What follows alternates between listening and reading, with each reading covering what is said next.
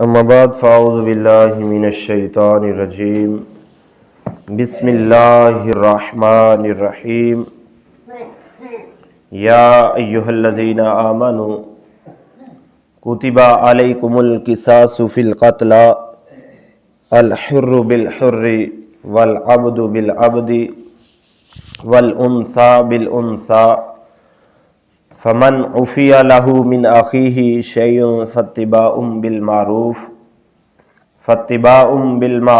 واداء الیہ باحسان ذالک تخفیف من ربکم ورحمۃ فمن اعتدی بعد ذالک فلہ عذاب علیم صدق اللہ العظیم وصدق رسولہ النبی الکریم الامین۔ سورۃ البقرہ۔ اے ایمان والو، تم پر فرض ہے کہ جو ناحق مارے جائیں ان کے خون کا بدلہ لو، آزاد کے بدلے آزاد، غلام کے بدلے غلام، اور عورت کے بدلے عورت۔ تو اس حکم میں نبی رحمت صلی اللہ علیہ وآلہ وسلم داخل نہیں ہے،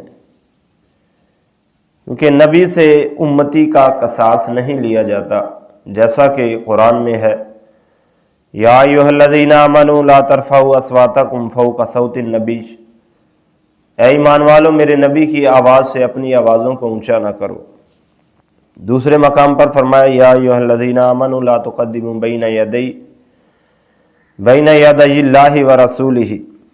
تو اس میں حضور صلی اللہ علیہ وسلم داخل نہیں ہے، بلکہ عام لوگ جو ہیں وہ داخل ہیں، کہ اگر کوئی کسی کو ناحق مار دیتا ہے تو اس سے بدلہ لیا جائے گا، یعنی قصاص میں قاتل ہی کو قتل کیا جائے گا، اگر آزاد ہو یا غلام ہو، مرد ہو یا عورت ہو۔ تو لہٰذا مرد کو عورت نے قتل کر دیا تو قاتلہ عورت ہی کو قتل کیا جائے گا، یعنی جس نے قتل کیا ہے جواباً اسی کو قتل کیا جائے گا۔ اگر عورت ہے تو عورت کو، مرد ہے تو مرد کو، غلام ہے تو غلام کو، آزاد ہے تو آزاد کو۔ خیال رہے کہ مومن ذمی کافر کو قتل کر دے تو اس مومن قاتل کو قصاص میں قتل کیا جائے گا۔ ذمی کافر وہ ہوتا ہے جو مسلمانوں کے ملک میں جزیہ دے کر رہ رہا ہو، جیسے ہمارا ملک پاکستان ہے، اور یہاں پر جو کافر جزیہ دے کر رہ رہا ہو تو اس کو اگر کوئی مسلمان بغیر کسی وجہ سے قتل کر دے تو اس کے جواب میں اس مسلمان کو قتل کیا جائے گا۔ کیوں؟ کیونکہ اس نے ایک جان کو بغیر، کیونکہ حضور صلی اللہ علیہ وآلہ وسلم کے فرمان میں ہے، ذمیوں کے بارے میں آپ فرماتے ہیں کہ ان کے خون ہمارے خون کی طرح ہیں، یعنی جو جزیہ دے کر رہ رہے ہوں۔ اور وہ جو حدیث میں ہے کہ مومن کو کافر کے عوض قتل نہ کرو، اس سے اگر اب اللہ نے فرمایا فمن عفی لہ من اخیہ شیء فاتباع، تو جس کے لیے اس کے بھائی کی طرف سے کچھ معافی ہوئی تو بلائی سے تقاضا ہو، واداء الیہ باحسان، اور اچھی طرح ادا ہے یہ تمہارے رب کی طرف سے۔ یعنی جو قصاص بندے کا حق ہے بندے کے معاف کر دینے سے معاف ہو جاتا ہے، یعنی اگر کسی نے کسی کو قتل کیا ہے تو جو قتل ہوا ہے اس کے رشتہ دار، اس کے قریبی بیٹا ہے یا بھائی ہے یا باپ ہے، تو وہ قتل کرنے والے کو معاف کر دیں تو اللہ کی طرف سے بھی معاف ہو جاتا ہے۔ اور اگر باپ بیٹے کو قتل کر دے تو قصاص نہیں۔ یوں ہی مولا یعنی آقا جو ہے وہ غلام کو قتل کر دے تو بھی قصاص نہیں۔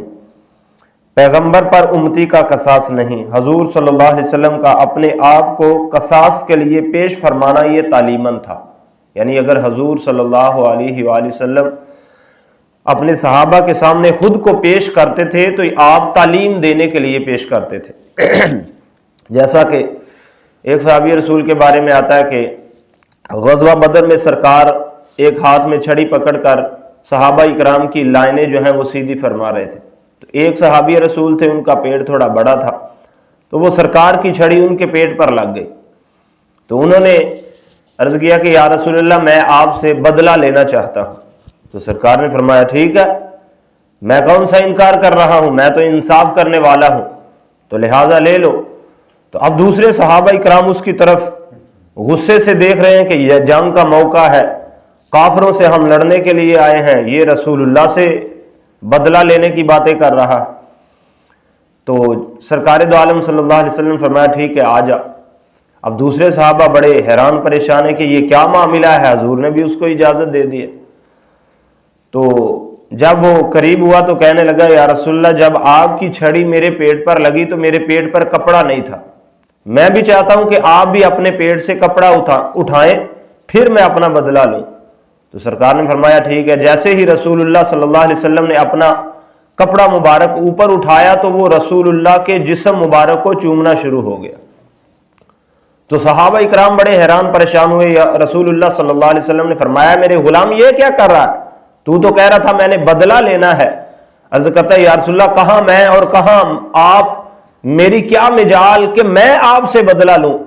میں نے تو آپ سے ہی سنا ہوا کہ جس کا جسم میرے جسم کے ساتھ مس ہو گیا کل قیامت کے دن جہنم کی آگ اس کو نہیں چھوئے گی. تو میں تو یہ چاہتا تھا کہ میرا جسم آپ کے جسم سے مس ہو جائے اور اللہ تبارک و تعالیٰ اس کی برکت سے مجھے جہنم سے آزادی عطا فرما دے.